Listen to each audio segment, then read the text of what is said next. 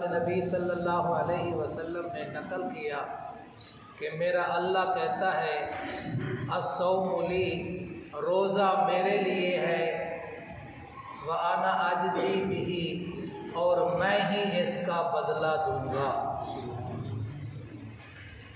بڑی مبارک کی بات ہے، بڑی عظمت کی بات ہے کہ اللہ کیا کہہ رہا ہے، روزہ میرے لیے ہے، میں آپ ہی اس کا بدلہ دوں گا۔ ابھی آپ نے نماز پڑھی ہے، کس کے لیے پڑھی ہے؟ اللہ۔ سجدہ کس کے لیے؟ اللہ۔ رکوع کس کے لیے؟ اللہ۔ تو اللہ کہہ رہا ہے روزہ میرے لیے ہے۔ جب سے کائنات بنی ہے کبھی نہ کبھی کسی نے یہ قیام ہے، یہ رکوع ہے، یہ سجدہ ہے، یہ نظر ہے، یہ زکوٰۃ ہے، یہ صدقہ ہے، یہ خیرات ہے، کبھی نہ کبھی غیر اللہ کے لیے دیا گیا ہے۔ جتنے نہیں تو وہ لاہور جا کے دیکھو تو یہ ساری چیزیں نظر آ جائیں گی، جس کو داتا گنج بخش لوگ کہتے ہیں، علی اجویری رحمۃ اللہ علیہ، وہاں دیکھو رکوع بھی غیر کے لیے، سجدہ بھی غیر کے لیے، سارا کچھ غیر کے لیے ہو رہا ہے۔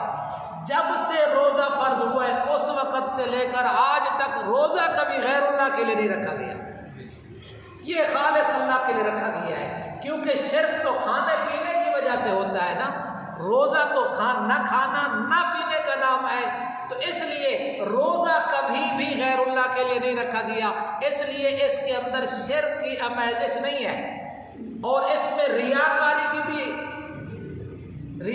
بھی اس کے اندر نہیں آ سکتی۔ نماز آدمی تنہائی میں بھی پڑھے تو بھی بیوی دیکھ لے گی، بچے دیکھ لیں گے۔ حج تو پاکستانیوں کا چھپ کے ہو ہی نہیں سکتا، حاجی جا رہا ہوتا ہے، پتہ نہیں دولہا جا رہا ہوتا ہے۔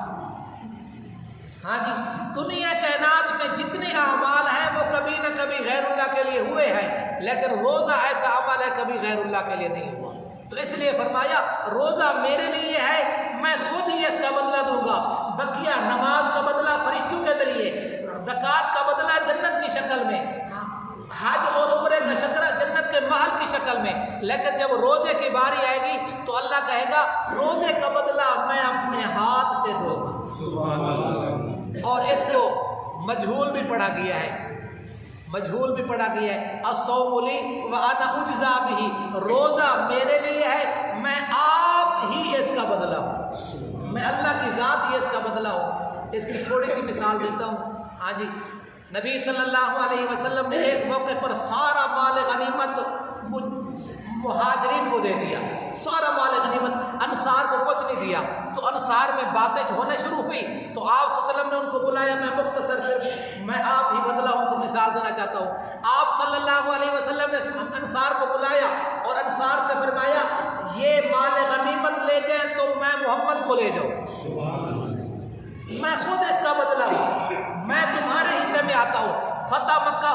مکہ فتح ہو گیا، آپ صلی اللہ علیہ وسلم کا روزہ رسول مکہ پاک میں ہے جی، تو نمازوں کا ثواب مکہ میں زیادہ ہے مدینہ میں زیادہ ہے؟ مکہ میں زیادہ ہے۔